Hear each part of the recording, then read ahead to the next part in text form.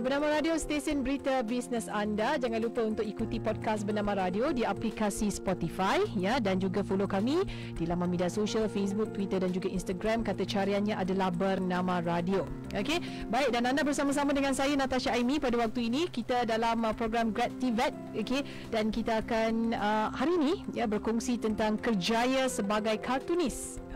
Ya, kita rasa macam kartunis sekarang ni memang menjadi permintaan ramai ni. Okey, dan kerjaya sebagai kartunis ya, yang lahir daripada pendidikan TVET. Bukan sesuatu yang mustahil. Dengan bakat, ilmu serta kemahiran yang ada, ianya telah terbukti dengan melahirkan kartunis terkenal tanah air. Jadi untuk episod kali ini kita akan bersama-sama dengan Encik Ruslan Ayub ya, ataupun lebih dikenali ya, nama pena orang kata, iaitu kartunis Taugeh. Dengan perkongsian tentang melakar kerjaya bersama TVET. Apa pun kita nak ucapkan selamat datang. Assalamualaikum kepada Encik Ruslan. Waalaikumsalam. Ya, terima kasih kerana bersama-sama dengan kami di Bernama Radio. Ya, terima kasih juga jemput saya hari ini. Baik. Okey. Dan kita nak tahu juga daripada Encik Ruslan ya, mengapa memilih bidang kemahiran di Institut Kemahiran MARA Sungai Petani selepas habis saja ambil SPM dulu. Okey. Assalamualaikum semua. Okey, alhamdulillah, terima kasih kerana jemput saya ke radio Bernama. Saya nama betul saya Ruslan Ayub lah. Jadi pada tahun habis saya belajar dulu, habis belajar sekolah tingkatan 5, saya masih tak ada buat apa kerja. So saya duduk di kampung. Saya asal daripada Felda di Kuala Kubu. So saya hanya buat kerja-kerja kebun je lah. Baik. Kerja kampung kan. So kemudian saya ada jiran sebelah rumah. Dia dah masuk IKM, dah SEM kedua. So bila dia balik kampung cuti SEM, dia beritahu saya, kau sepatutnya masuk IKM juga kan. Sebab saya boleh melukis. Dia tengok saya daripada sekolah kan. Kita memang boleh melukis daripada sekolah lagi. Lepas tu dia beritahu lah saya, dia bawa kawan dia daripada IKM yang sama jurusan dengan yang saya bakal ambil tu. Okey, dia bawa, kemudian dia tunjukkan demonstrasi. Dia melukis dekat atas dinding semua kan. Dia cakap, oi, bestnya. Tempat sana ada belajar ni, dia kata.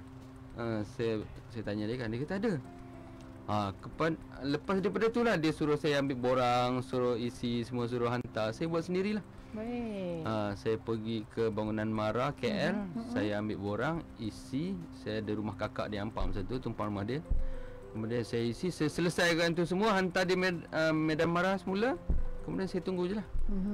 Dalam 2 bulan ke 3 bulan lepas tu saya terima panggilan. Baik. Alhamdulillah, saya kata dapat rupanya kan. Saya first time saya buat ni. Benda tu kita masih sekolah masa tu kan, tak tahu apa. So bila dia panggil interview, saya pergi di Gombak. Kemudian bila interview tu, kos saya tu dah penuh. Pengiklanan dan hiasan dah penuh. Jadi dia tawarkan saya kemahiran menjahit pakaian lelaki dan kanak-kanak. Okey. Saya memang ada juga minat menjahit tu kan, tapi saya rasa macam bukan saya ni. Baik. Kan? Dia cakap kalau nak masuk yang kos yang saya ambil mula-mula tu, pengiklanan dan hiasan tu, dia suruh tunggu lagi untuk intake kedua. So saya tunggu tu, alhamdulillah rezeki tu memang di tangan saya. Alhamdulillah dapat. Kemudian saya terus pergi naik kereta api, semua pergi ke Sungai Petani. Semua saya buat sendiri je. Baik. Itu dia. Bapak saya guide je lah masa tu kan. Okey, pergi sini, naik sini. Saya guide je lah. Itu dia sejarah ya, bagaimana boleh melangkah ke Institut Kemahiran MARA selepas SPM ya. Selepas SPM. Encik Ruslan ya. Okey, kos yang Encik Ruslan ambil tu apa tu, Encik Ruslan? Nama jurusan tu pengiklanan dan hiasan.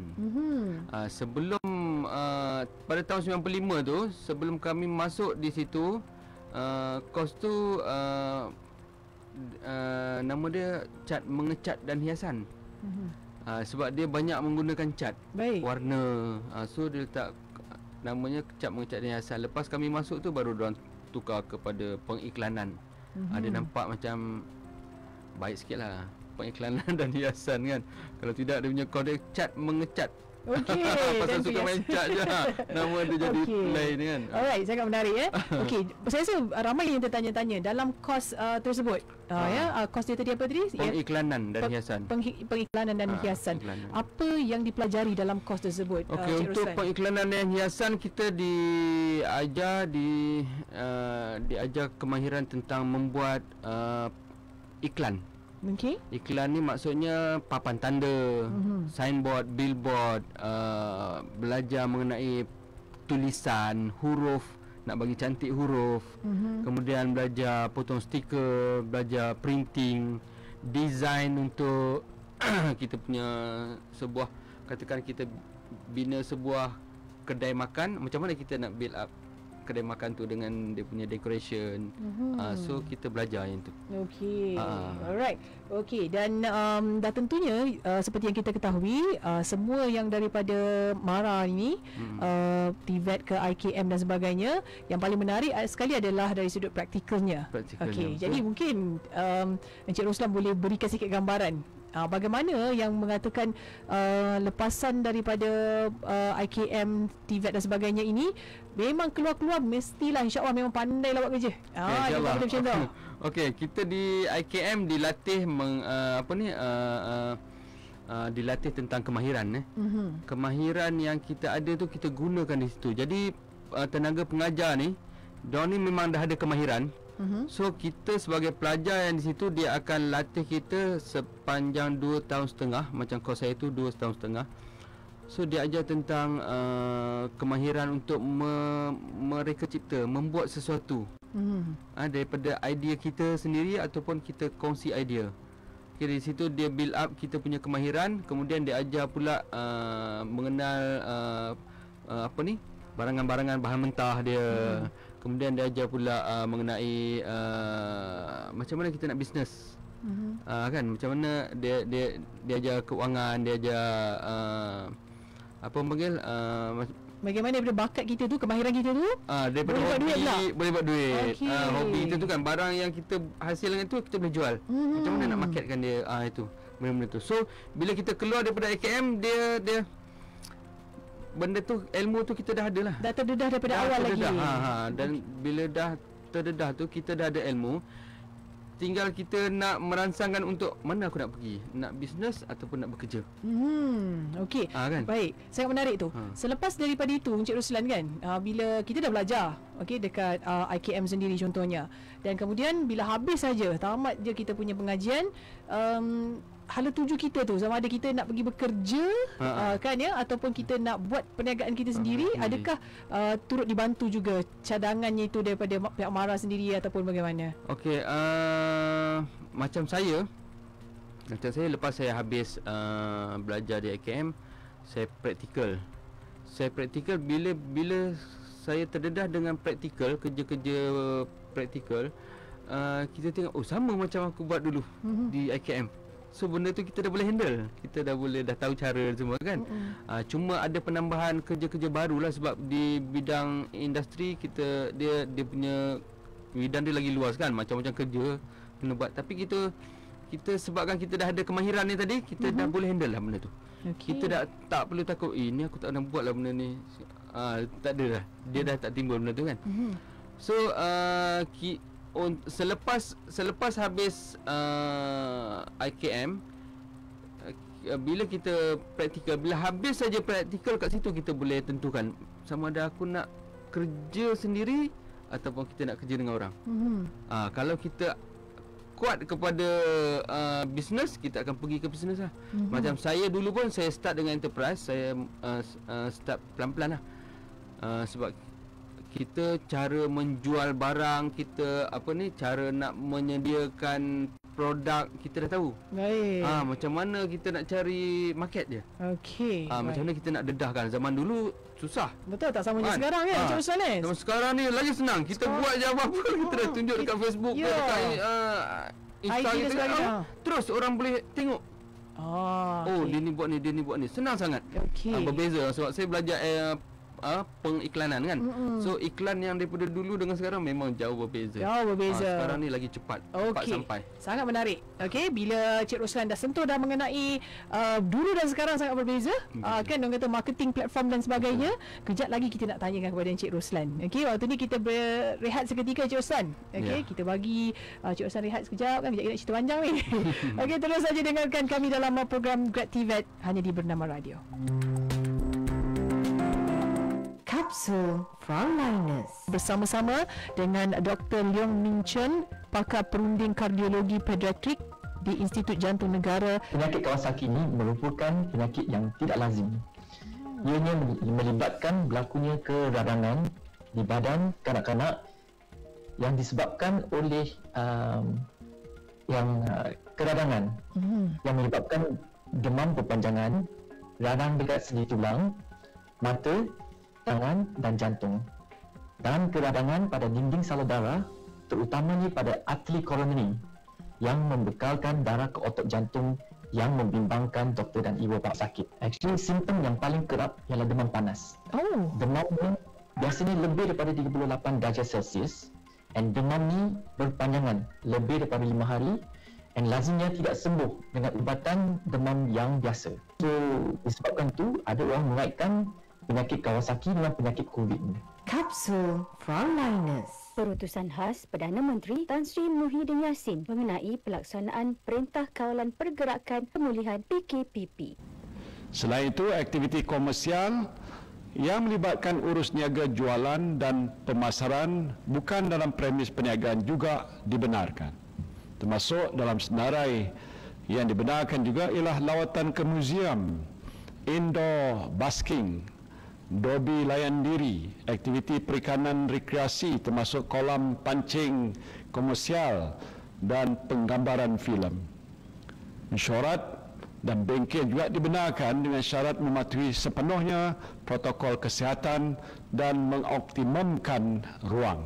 Untuk membuat radio, kita nak bicara berkaitan dengan program insentif pengambilan pekerja atau penjana kerjaya. Kami bawakan kepada anda Puan Gayatri Vadivau, Ketua Perkhidmatan Pekerjaan Pejabat Sistem Insurans Pekerjaan Perkeso. Beneficiary ataupun golongan pekerja yang akan dimanfaatkan melalui insentif ini, kami menjangka seramai 300,000 pekerja yang boleh menerima bantuan insentif pengambilan ini. So kami mengharapkan lebih ramai majikan akan membuat mewujudkan peluang-peluang pekerjaan di bawah insentif ini supaya kita boleh membantu seramai sekurang-kurangnya 300,000 pekerja untuk dibantu melalui insentif ini.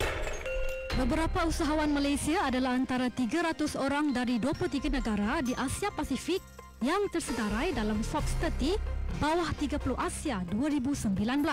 Mereka adalah Aaron Patel, Bobby Ong, TMV, Chris Christine, Michelle Tan, Jin Ziqiang, Julin Chua, Hendrik Wong, Melvin Poh, Sarah Chen dan Wen Xin Chia. Mereka dipilih daripada lebih 2,000 penyertaan berdasarkan beberapa sudut termasuk inovasi dan teknologi.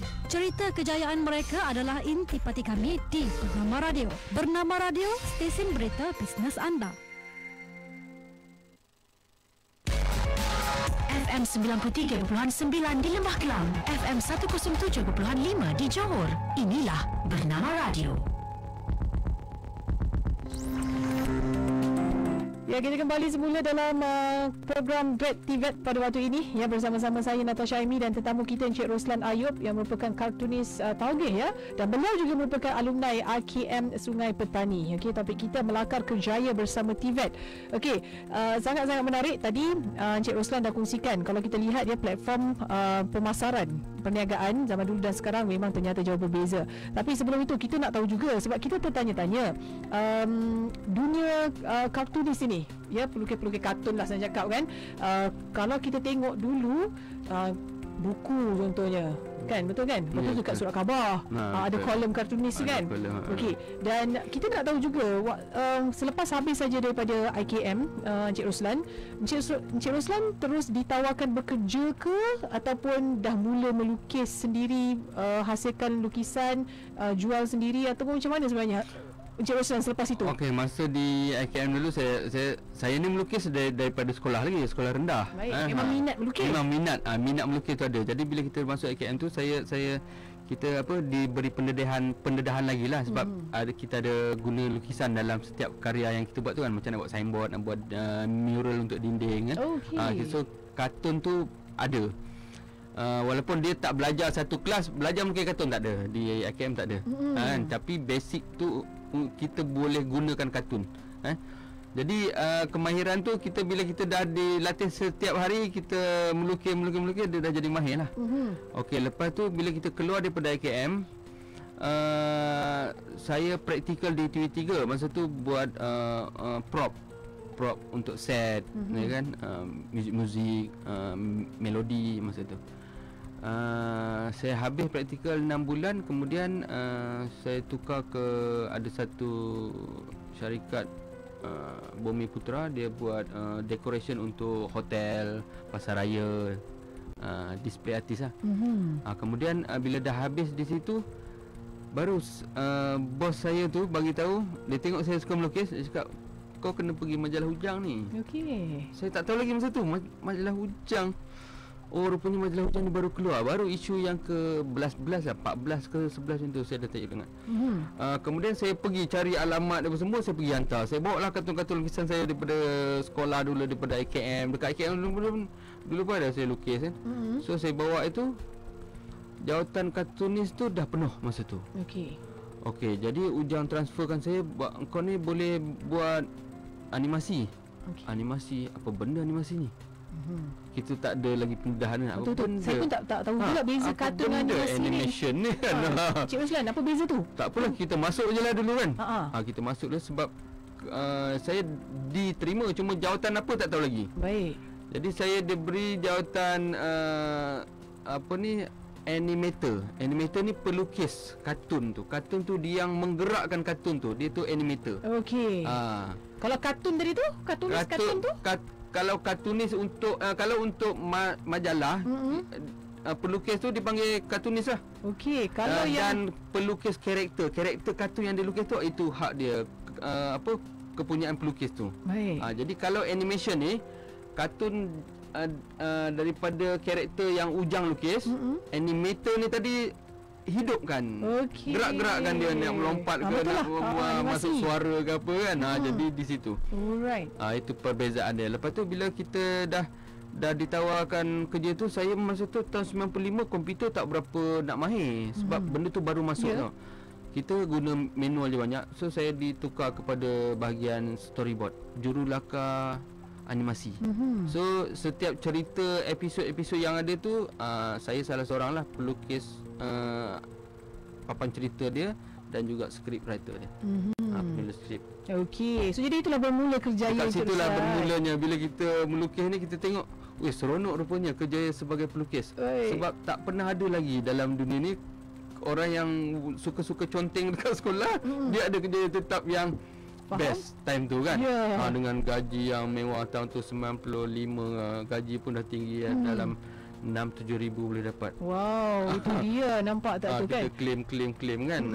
Ya, menarik tentang Encik Roslan kan. Pertama sekali beliau memang ada bakat melukis, Encik Roslan kan. Lepas tu Encik Roslan macam bawa bakat tu masuk ke IKM. Betul. Marah betul. Okey. So jadi daripada bakat dengan yang belajar, Encik Roslan dapat rasakan tak yang ada penambahan mungkin daripada skill Encik Roslan? Betul. Okey, untuk masuk ke dalam kerjaya tu.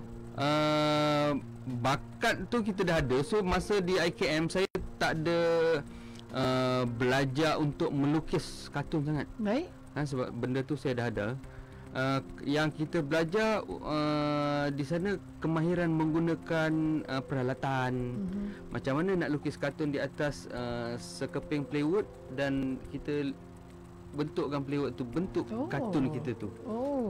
So peralatan-peralatan tu yang kita dapat belajar di sana, di IKM tu. Lepas tu dalam signboard tu ada gambar kartun di luar dia, macam mana kita nak masukkan lampu untuk terangkan bila sebelah malam.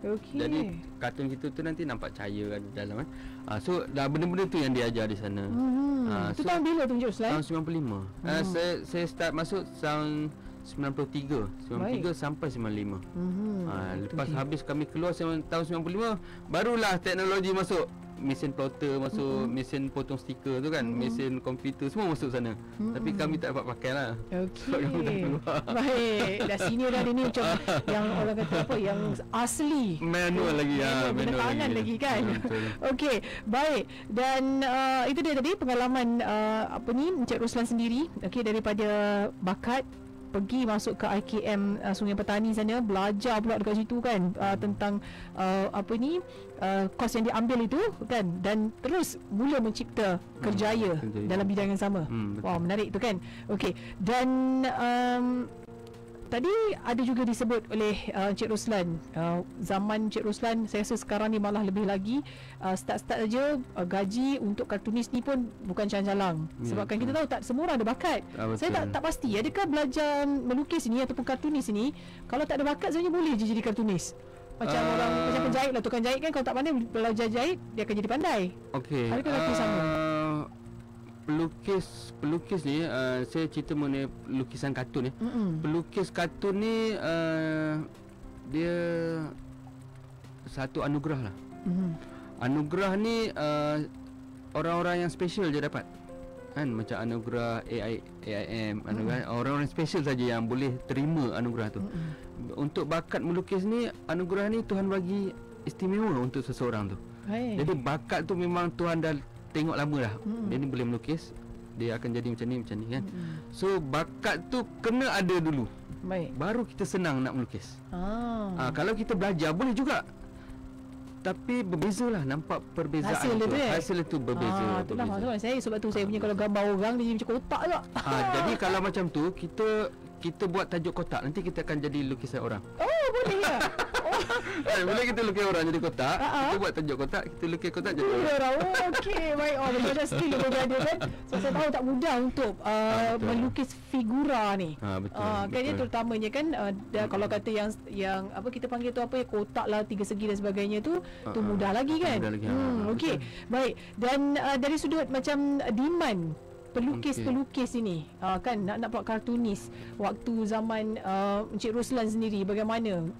Yalah, sebabkan kalau kita lihat macam pendapatan luar biasa. Tadi Encik Roslan pernah kongsikan tadi. Okey, macam masa tahun tu 93-95 tu demand untuk pembaca pun ramai. Okey, pembaca dia dah tak ada hiburan lain dah masa tu. Pembaca komik kan? Pembaca komik kan, duduk asrama mesti ada buku kan, diorang simpan koleksi diorang betul. Jalan Ujang kan sebenarnya. Kan mesti koleksi diorang mesti siri. Jadi benda tu ada demand, permintaan kan. So bila Ujang buat majalah Ujang tu pun permintaan dia sangat tinggi. 300,000 kita print habis, 300,000 print habis. Jadi benefitnya dapat dekat pekerja lah. Kan, siapa yang buat kartun banyaklah dia dapat claim. Okey, masa zaman tu Ujang bagi 100 sekeping untuk hitam putih. Kalau kita boleh buat sehari sekeping, bermakna hari-hari kita buat kartun. 30 keping. Betul. Bila 30 keping kali dengan 100 dah ada 3,000 situ. Betul. Okey, basic Ujang bagi 1,000, 4,000. Lepas tu kita buat pula animation, buat skrip. Skrip Ujang bayar lagi 600 lebih ada, 800 ada, tengok skrip. Lepas tu storyboard yang kita buat tu, kalau kita setiap awal storyboard yang kedua kita buat, kita boleh claim lagi 1,000. Baik. Jadi kumpul kena banyak, kena buat kerja lah. Kalau yang malas memang dapat basic je lah. Basic dia 1,000 lebih, jadi boleh lah ada claim yang lain-lain tu lebih kurang 3,000 macam tu dapat kan. Tapi bila kartun tu kalau kita boleh siap sehari 2 keping, 6,000. Itu dia. Biasanya sehari boleh dapat 2 ke 3 keping hitam putih. Itu dia kan fokus dalam kerja. Kerja dah fokus je kan. Okey. Baik, kita bersama Encik Roslan Ayub, kartunis tauge ya, yang merupakan juga alumni IKM Sungai Petani. Melakar kerjaya bersama TVET. Memang cerita Encik Roslan memang menarik. Beliau memang ada bakat melukis dan terus gilapkan bakat beliau di IKM di Sungai Petani, dan kemudian keluar pun berkerjaya sebagai seorang pelukis kartun juga. Okey, kartunis juga. Okey, jadi kita nak tahu sampai berapa lama Encik Roslan bekerja ya dengan syarikat selepas itu adakah mula melangkah sendiri? Maksudnya terus tukar jadi bisnes sendiri dengan skill yang ada sebagai kartunis tu? Saya start 95 tu, bila start dengan majalah Hujang, dalam 2 tahun kemudian saya dah start buka enterprise. So saya dah mula-mula berjinak dengan perniagaan yang saya rasa saya nak cebur secara serius. Sebab dalam family saya tak ada seorang pun yang berniaga. So saya nak try kan. Okey, kemudian daripada semangat itulah saya cuba berniaga sikit-sikit. Saya dapat job freelance kan. Dalam masa yang sama tahun 2000 pihak Moi Publication dia offer untuk buat album bersama selamanya dengan album Blues Untuk Aku. Jadi ada tajuk kartun yang dalam majalah Hujang ni kita nak keluarkan untuk jadikan dia album CD. So bila audition 3 orang masa tu, saya, kartunis Pandan dengan Rambai ke siapa seorang kita, saya dah lupa. Dengan Ai, dengan kartunis Ai. So vokal saya dipilih oleh pihak producer. Dia pilih untuk recording album Blues Untuk Aku masa tu tahun 2000. Kemudian 2001 saya terpilih lagi sekali untuk album Bersama Selamanya. So album tu pun terjual dengan laris. So masa saya buat album tu, di situ saya ambil kesempatan untuk highlightkan diri saya. Saya highlight ada wartawan panggil masuk majalah, masuk TV. Lepas tu Aflin Syauqi kesan saya tahun 2001, dia ambil saya untuk buat storyboard Bully, filem Bully. So filem Bully saya buat storyboard, kemudian menang 7 anugerah filem tu. Kemudian dia offer saya berlakon untuk sitcom Terserah Anda. Jadi dekat situ saya mula build up masuk paper, masuk TV semua kan. So orang kenal saya buat brand Taugeh tu. Alright, itulah mulanya. Situlah. Kemudian saya build up sampailah sekarang ni orang kenal, alhamdulillah. Jumpa mana ada juga yang tegur semua kan. Ya, dah tentunya. Okey, baik, dan itu antara bagaimana Encik Roslan ataupun kartunis Taugeh ini mula mencipta ataupun menjalani perjalanan kehidupan beliau dalam kerjaya sebagai kartunis. Okey, dan sekarang dengan kabarnya ada kafe juga Ya, saya ada buat satu kafe makanan eksotik di Sungai Besar. Wow, okey, apa di tu kawasan sawah. Saya buat menu belangkas. Telur belangkas, belangkas bakar ada, belangkas masak lemak cili api, belangkas sambal masak kari, belangkas pedas, kemudian mentarang, ketam nipah, belut, ikan haruan, kemudian yang lain-lain tu ala carte, western, semua ada macam biasalah. Semualah restoran kita buka daripada hari Isnin sampai Jumaat pukul 4 petang sampai 12 malam. Kemudian hari Sabtu dan Ahad kita buka 11 pagi sampai 12 malam. Sebab daripada Sabtu Ahad ni ramai daripada luar yang datang kan. Jauh-jauh datang, diorang nak makan dan diorang nak rasa makanan di sawah padi. Sebab kawasan situ dikelilingi sawah padi. Sawah padi. Mana lokasinya tadi? Di Sungai Besar, Parit 3 Timur Sungai Besar. Dekat je dengan pekan Sungai Besar tu. Okey, baik-baik. Kita pergi ke arah kampung. Adakah ada servis lukis gambar customer ke? Setakat ni saya tak berkesempatan lagi nak adakan benda tu. Ada kawan-kawan yang teringin nak buat, boleh datang tinggal sana. Ada kawan-kawan pelukis di sana. Ada. Dekat kan.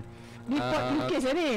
Pot pelukis, pot untuk artis-artis lain jugalah. Ada 2-3 hari lepas Tam Spider, Azama datang singgah, diorang buat YouTube channel untuk masakan untuk eksotik ni. So tempat-tempat yang boleh dilawati dalam tempoh PKPP ni untuk domestik kan.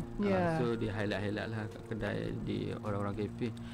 Sebelum tu jalan-jalan cari makan dah datang. Kemudian Raja Muda Selangor. Dah pernah cuba dah. Dah singgah situ makan. Rancangan Nona, Wanita Hari Ni itu semua dah ni dah. Baik. Ya. Okey, itu dia. Itu orang kata bisnes sampingan Cik Roslan lah.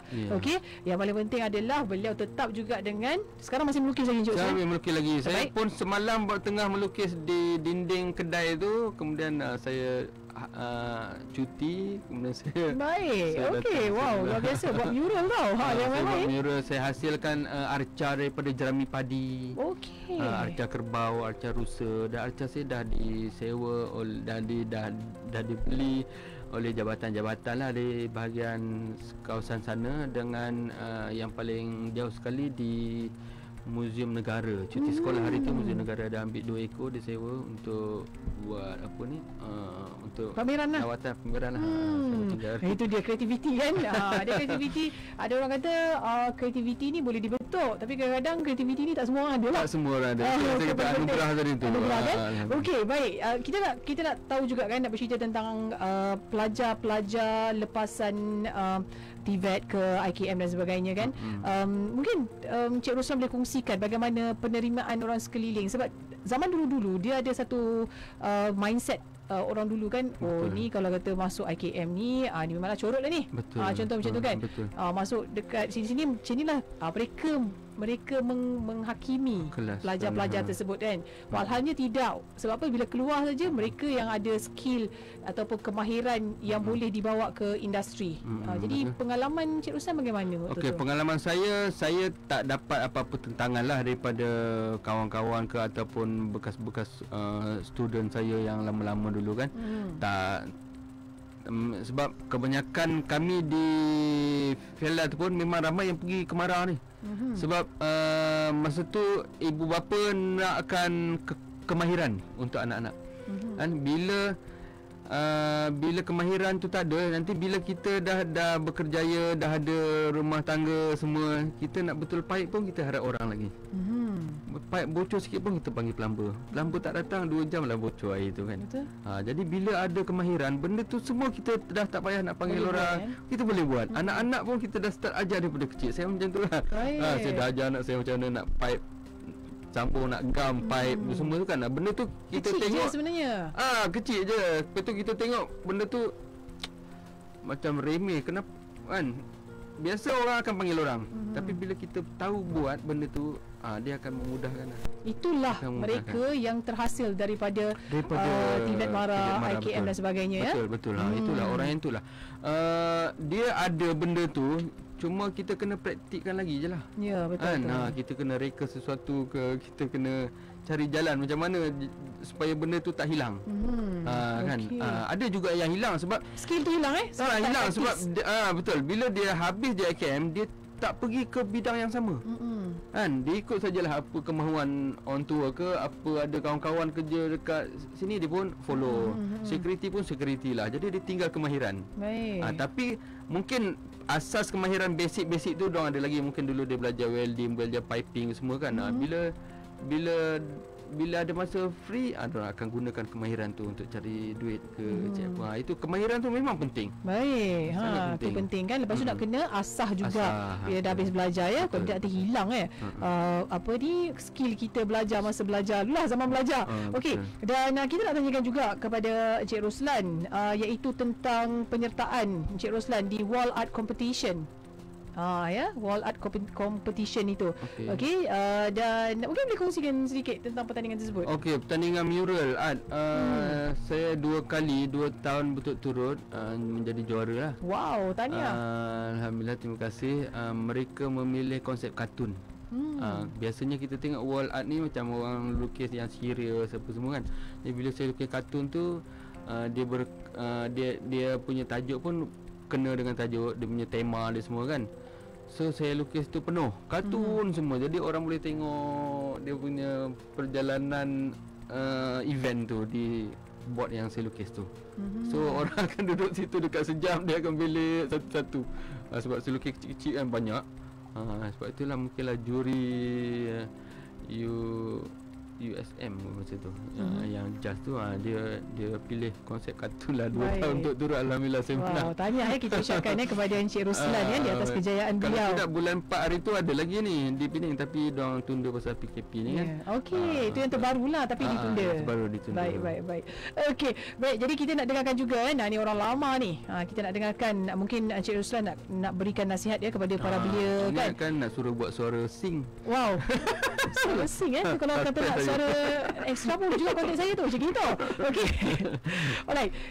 Kita nak ajak ramai-ramai sebenarnya belia yang mungkin tak tahu lagi kan macam nak pergi mana, nak belajar apa ni kan. Zaman sekarang nak pula kan dengan situasi yang melanda negara ketika ini kan. Cik Ruslan, apa sebenarnya kelebihan apabila mereka menyambungkan pembelajaran mereka di IKM ataupun di TVET MARA ini sendirilah? Okey, dia TVET MARA ataupun IKM ni tempat-tempat yang ada fasiliti yang cukup. So bila kita minat ada nak pergi untuk cari apa-apa kemahiran untuk kita gunakan sebagai pedoman kita untuk memudahkan kerja kita di masa akan datang, kita perlu ada kemahiran. Siapa-siapa pun perlu ada kemahiran. Kalau dia belajar tinggi pun, bila dia ada benda yang simple dia tak boleh buat, pelajaran tu tak pergi ke mana sangat kan. So kemahiran tu yang kita akan gunakan. Jadi pada pelajar-pelajar kalau nak ambil bidang kemahiran, insya-Allah bolehlah ikut program yang dianjurkan di IKM, TVET semua ni, anda MARA semua ni kan. Di sana kita akan dilatih selama 2 tahun setengah. Kita akan masuk dalam tu, kita akan diajar mengenai masa, tepati masa pukul 8 kita kena ada standby kat sini, kena beratur, makan kena beratur. Semua tu kita akan diajar dalam tempoh 2 tahun setengah tu tentang disiplin kita. Sebab disiplin ni sangat penting bagi saya. Biasanya yang saya tengok macam dulu saya ada staff 20 orang buat animation. Masa satu kita susah nak tepati masa. Baik. Kan masa tu kita suka melengah-lengah. Besok lah. Kejap lagi lah. Dia akan delay. Bila dah delay tu nanti bila masuk pula kerja lain, kita dah tinggal. Baik. Yang kita rancang ni tadi kan. So tepati masa kena tepat. Kalau besok kita ada pukul 8 lah. Baik. Kalau boleh awal kan dekat situ, dekat IKM tu pun dia ajar kan, pukul 8 rokol kejap lagi, pukul 9 beratur nak pergi dia kan. Pagi kena senaman. Itu semua dah akan pengurusan masa tu penting. Pengurusan masa tu penting. Lepas tu dia akan ajar kepada perniagaan, kemahiran. Itu pada ni lah kos apa yang kita ambil lah. Baik. Memang bagus. Jadi ini peluang keemasan lah kepada para belia semua kan boleh untuk menyambung pembelajaran di TVET MARA. Dan kepada yang berminat untuk mendapatkan maklumat lanjut tentang Kolej Kemahiran Tinggi MARA KKTM ataupun MARA Japan Industrial Institute MJII maupun Institut Kemahiran MARA IKM boleh saja terus pergi ke laman sesawang www.tvetmara.edu.my ataupun boleh juga WhatsApp. Senang dah sekarang, WhatsApp je 013-949-8063 dan antara lain dan tentunya yang paling mudah pergi je ke pejabat MARA pejabat negeri, pejabat daerah kan yang terdekat untuk mendapatkan maklumat lanjut dan untuk mengetahui kemaskini terkini segala info tentang TVET MARA, pergi ke laman media sosial. Facebook ada, IG ada, Twitter ada, YouTube channel pun ada, jangan main-main you all. Kata caranya adalah TVET MARA. Dan paling tidak pun kalau kata berada di tempat anda dekat saja, boleh terus saja pergi ke KKTM, MJII maupun IKM yang terdekat dengan anda. Itu kaedah ataupun cara untuk anda mengetahui dengan lebih lanjut apa yang disediakan oleh TVET MARA. Apa pun kita nak ucapkan jutaan terima kasih kepada Encik Ruslan Ayub yang merupakan kartunis taugih dan juga merupakan alumni IKM Sungai Petani Kedah kerana bersama-sama dengan kami di dalam program Grad TVET pada waktu ini. Terima kasih Encik Ruslan sekali lagi sama-sama daripada kami di Bernama Radio.